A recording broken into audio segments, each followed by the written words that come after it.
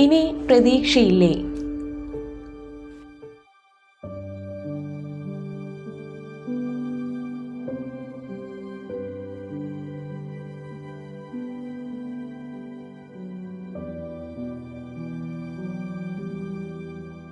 ദൈവം എന്ന നിലയിൽ യേശു ചെയ്ത അത്ഭുതങ്ങൾ, ദൈവം ഭൂമിയിൽ പ്രവർത്തിച്ച അത്ഭുതങ്ങൾ, സ്വർഗത്തിലെ ക്രിസ്ത്യാനികൾക്കായി അവൻ നിർവഹിക്കാൻ പോകുന്ന പൂർണ്ണവും ശാശ്വതവുമായ പ്രവൃത്തിയുടെ മുൻനിഴലാകുന്നു.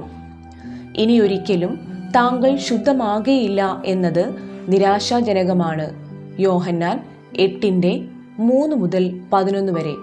ശാസ്ത്രിമാരും പരീശന്മാരും വ്യഭിചാരത്തിൽ പിടിച്ചിരുന്ന ഒരു സ്ത്രീയെ കൊണ്ടുവന്ന് നടുവിൽ നിർത്തി അവനോട്, ഗുരു, ഈ സ്ത്രീയെ വ്യഭിചാരകർമ്മത്തിൽ തന്നെ പിടിച്ചിരിക്കുന്നു. ഇങ്ങനെയുള്ളവരെ കല്ലെറിയണം എന്ന് മോശ ന്യായപ്രമാണത്തിൽ ഞങ്ങളോട് കൽപ്പിച്ചിരിക്കുന്നു. നീ ഇവളെക്കുറിച്ച് എന്തു പറയുന്നു എന്ന് ചോദിച്ചു. ഇത് അവനെ കുറ്റം ചുമത്തുവാൻ സംഗതി കിട്ടേണ്ടതിന് അവനെ പരീക്ഷിച്ച് ചോദിച്ചതായിരുന്നു. യേശുവോ കുനിഞ്ഞ് വിരൽ കൊണ്ട് നിലത്ത് എഴുതിക്കൊണ്ടിരുന്നു.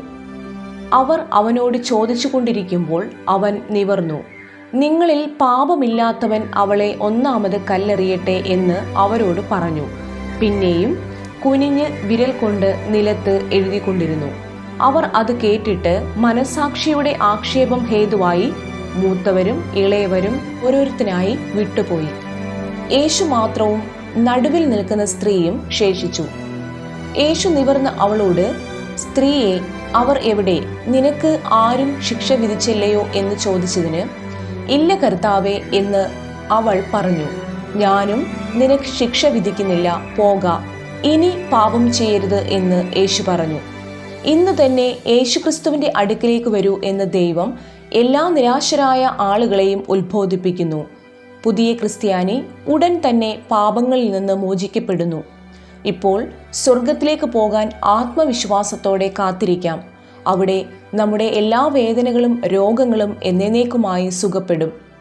തികഞ്ഞ സന്തോഷം, തികഞ്ഞ ശരീരം, തികഞ്ഞ ബന്ധങ്ങൾ, അവസാനമില്ലാത്ത തികഞ്ഞ സ്നേഹം.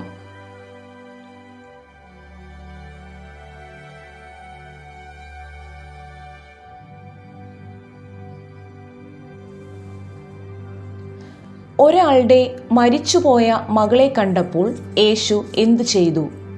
എപ്പിസോഡ് 6 കാത്തിരിക്കുക. ലൂക്കോസ് 1:37. ദൈവത്തിന് ഒരു കാര്യവും അസാധ്യമല്ലല്ലോ. എല്ലാ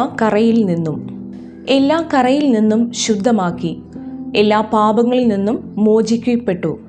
അനുഗ്രഹീതനായ കർത്താവെ, അങ്ങ് എനിക്ക് വാഗ്ദാനം ചെയ്ത സമ്മാനം ഇതായിരുന്നു. പരാജയത്തിൻ്റെ ഭൂതകാലത്തിലൂടെ ഞാൻ കടന്നു പോകാൻ തുടങ്ങി. എൻ്റെ എല്ലാ തെറ്റുകളും ഭയങ്ങളും അവിടുത്തെ കുരിശിനു മുമ്പിൽ ഞാൻ എറിഞ്ഞതെല്ലാം അതവിടെ ഉപേക്ഷിക്കാൻ ഞാൻ ധൈര്യപ്പെടുന്നു. അങ്ങിൽ നിന്ന് ഞാൻ ഒളിച്ചു വെക്കില്ല. ഭയം നിമിത്തം എൻ്റെ പാപം മറ്റുള്ളവർ എന്ത് വിചാരിക്കും എന്നോർത്ത് ഞാൻ എൻ്റെ അഹങ്കാരത്തെ വെറുക്കുന്നു. കർത്താവെ, ഞാൻ ഉള്ളതുപോലെ ഞാൻ എങ്ങനെയായിരിക്കണം എന്നതിലുപരി ജീവിതത്തിനും സ്വാതന്ത്ര്യത്തിനും വേണ്ടി കഷ്ടപ്പെടുന്ന ആത്മാവായ ഞാൻ അങ്ങയുടെ വെളിച്ചത്തിൽ ഞാൻ നിൽക്കുന്നു. എൻ്റെ ഹൃദയത്തിൽ ഞാൻ കാണുന്നു അങ്ങെനിക്ക് തരുന്ന സമ്മാനം അങ്ങയുടെ കയ്യിൽ നിന്ന് സ്വീകരിക്കുന്നതിൽ ഞാൻ പരാജയപ്പെട്ടു.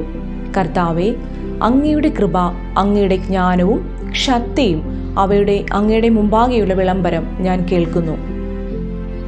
അതിന് ഓരോ മണിക്കൂറിലും എന്നെ പിടിച്ചു നിർത്തുവാൻ കഴിയും. അവിടുത്തെ ബലിപീഠത്തിൽ ഞാൻ എൻ്റെ എല്ലാ സമ്പാദ്യവും അർപ്പിക്കുന്നു. അങ്ങൻ്റെ ചാരെ ഉണ്ടാകണം. എൻ്റെ ഹൃദയത്തിൻ്റെ രാജാവേ, എൻ്റെ എല്ലാ സ്വാർത്ഥ അവകാശവാദങ്ങളിലും തീ തീർച്ചയായും കത്തുന്നു. അവയിൽ നിന്ന് അടിയൻ അങ്ങയുടെ അടുത്തേക്ക് മടങ്ങി വരുന്നു. അങ്ങയുടെ മഹത്തായ നാമത്തിൽ ഞാൻ വിശ്വസിക്കുന്നു.